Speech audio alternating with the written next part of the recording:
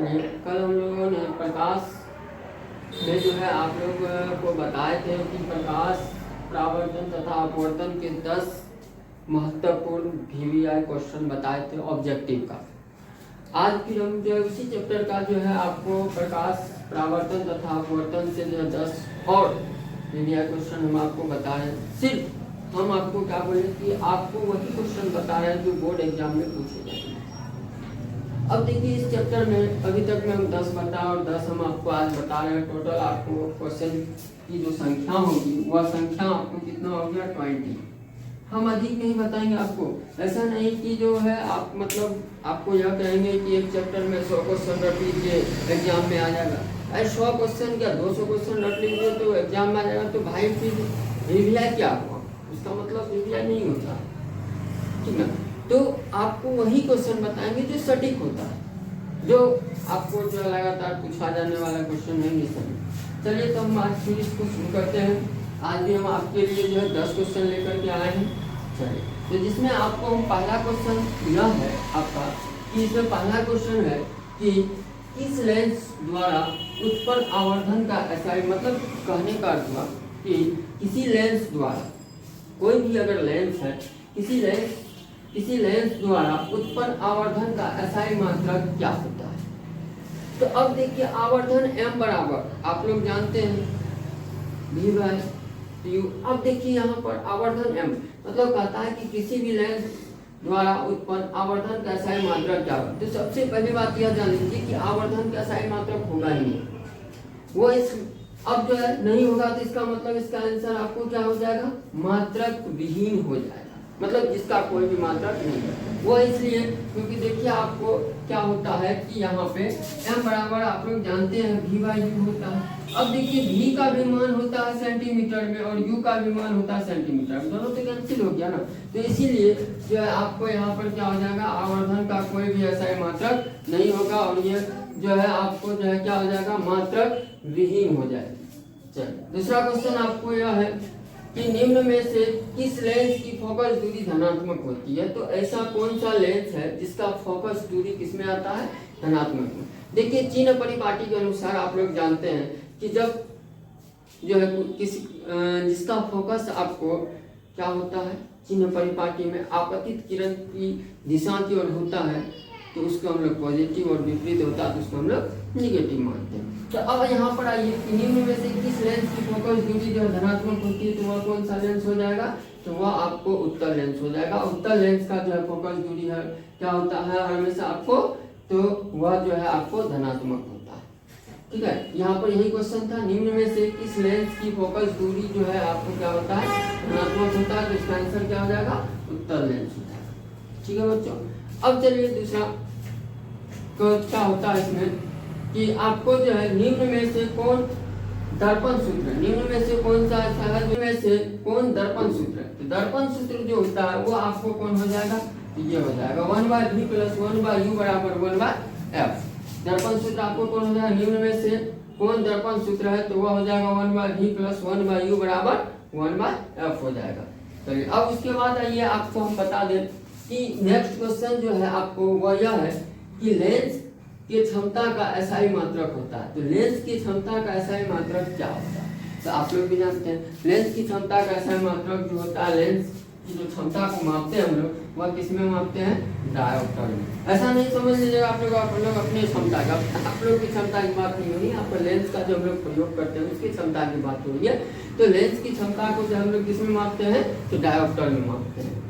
अब आइए उसके बाद नेक्स्ट सवाल यह है कि निम्नलिखित में से किस लेंस को अभिसारी लेंस कहते हैं। तो निम्नलिखित में से किस लेंस को हम लोग अभिसारी लेंस कहते हैं, तो चलिए तो इसका आंसर आपको हो जाएगा उत्तल लेंस। उत्तल लेंस को हम लोग क्या कह देते हैं, अभिसारी लेंस के नाम से भी जानते हैं। इसीलिए यहाँ पर क्वेश्चन यह पूछ रहा है कि निम्न में से किस लेंस को अभिसारी लेंस कहते हैं, तो वह क्या हो जाएगा आपको उत्तल लेंस। उसका आंसर क्या हो जाएगा, उत्तल लेंस हो जाएगा।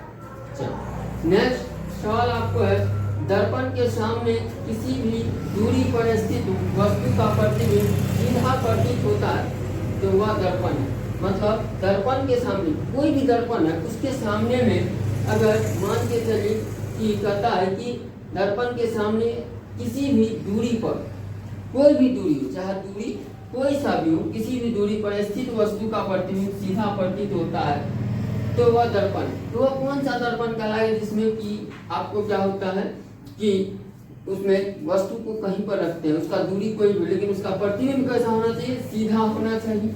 तो वह होगा आपको या तो समतल होगा अथवा उत्तल, समतल भी हो सकता है या उत्तल भी हो सकता है। दोनों दर्पण में यह कंडीशन होता है, किसी भी स्थान पर आप वस्तु को रखिए तो उसका प्रतिबिंब हमेशा सीधा होता है। ठीक है, चलिए अब नेक्स्ट आप लोगों को सवाल यह है कि नेक्स्ट सवाल यह है आप लोगों को कि अवतल दर्पण की फोकस दूरी होती है। तो अवतल दर्पण की फोकस दूरी आप लोगों को क्या होता है, तो अवतल दर्पण की फोकस दूरी हर हमेशा आपको ऋणात्मक में होता है। अवतल दर्पण की फोकस दूरी क्या होता है, तो हर हमेशा ऋणात्मक में होती है। ठीक है, चलिए अब नेक्स्ट आइए, नेक्स्ट सवाल आप लोगों को है समतल दर्पण की फोकस दूरी होती है। समतल दर्पण की फोकस दूरी जो है वह क्या होती है, तो समतल दर्पण की फोकस दूरी आपको क्या होगा, यहाँ पर आपको एग्जाम्पल में दिया, यहाँ पर सॉरी ऑप्शन में दिया हुआ अनंत, शून्य, 100 सेंटीमीटर, 50 सेंटीमीटर, इसमें क्या हो सकता है, तो यहाँ पर हम लोग इसको अनंत को लिखते हैं। समतल दर्पण की फोकस दूरी कहाँ होगा, तो यहाँ पर आपको क्या हो जाएगा, अनंत में हो जाएगा। दूसरा है सवाल, किसी लेंस की क्षमता -2d है तो इसकी फोकस दूरी होगी। अगर किसी भी लेंस की क्षमता को -2d, तो 2d, यहाँ पर d क्या प्रयोग होगा, d किसको हम लोग, d हम लोग डायोप्टर को शॉर्ट में d बोलते हैं, डायोप्टर को हम लोग शॉर्ट में d बोलते हैं। तो अब यहाँ पर देखिए -2d है तो इसकी फोकस दूरी होगी, जिसकी फोकस दूरी जो है आपको क्या हो जाएगा, तो -0.5 मीटर होगा। इसका क्या हो जाएगा, -0.5 मीटर। अब आइए लेंस में कितने फोकस होते हैं, तो लेंस में आपको जो है वह कितना फोकस होता है, तो लेंस में आपको 2 फोकस होते हैं। ठीक है, दर्पण में 2 नहीं होते, लेंस में 2 फोकस होता है। ठीक है, तो लेंस में आप लोगों को कितने फोकस हो गए, तो लेंस में आपको 2 फोकस होते हैं। ठीक है, चलिए अब देखिए बच्चों, आप लोगों से एक बात जरूर कहना चाहूँगा, आप लोग अभी 10th में हो, ठीक है, और आप लोग देश के भविष्य भी, और लेकिन एक चीज अभी के समय में हम गेन करते हैं बच्चों में, वह क्या गेन करते हैं कि वह समय का महत्व नहीं देता, पढ़ लेंगे पढ़ देंगे वाली बात है। इसीलिए हम आपको एक बात कहते हैं, ठीक है, कि देखिए अपना समय कभी आप बर्बाद मत कीजिए, अपना समय आप लोग कभी भी बर्बाद मत कीजिए, ठीक ना। समय क्या होता है कि जब खराब होती है ना, अच्छे को समय बर्बाद कर देता है। आप अपने समय को अभी मान के चलिए बर्बाद कर रहे हैं, और समय जब आपको बर्बाद करेगा तो बढ़िया खटिया खराब हो गया।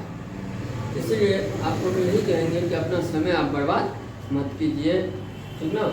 और समय अच्छे को बर्बाद कर देता है, ठीक है। समय है, बदल जाइए आप लोग, अभी आप लोगों को समय है बदलने का, भी आप लोग बहुत ही कर्मधार हैं, तो अभी समय है, आप लोग बदल जाइए। अगर खुद से बदल गए तो बहुत बढ़िया होगा, अच्छा होगा आप लोगों के लिए भी और हमारे देश के लिए भी, क्योंकि आप लोग हमारे देश के भविष्य। अगर समय ने बदल दिया ना, फिर उठने का मौका नहीं मिलेगा, इतनी तकलीफें होंगी कि फिर आप सोच भी नहीं सकते हैं, जितना तकलीफ होगा आप उसका अंदाजा भी नहीं लगा सकते। बच्चों हम यही कहेंगे कि अभी आपको समय है, माँ बाप आप लोगों को पढ़ने के लिए जो एफर्ट करते हैं, आप लोग पढ़ें और उस समय का सही उपयोग कीजिए, नहीं तो अगर समय बर्बाद किया ना, फिर आप कहीं का नहीं है। चलिए बच्चों, ठीक है, तो आप लोग इसको आप लोग देखिएगा, ठीक ना।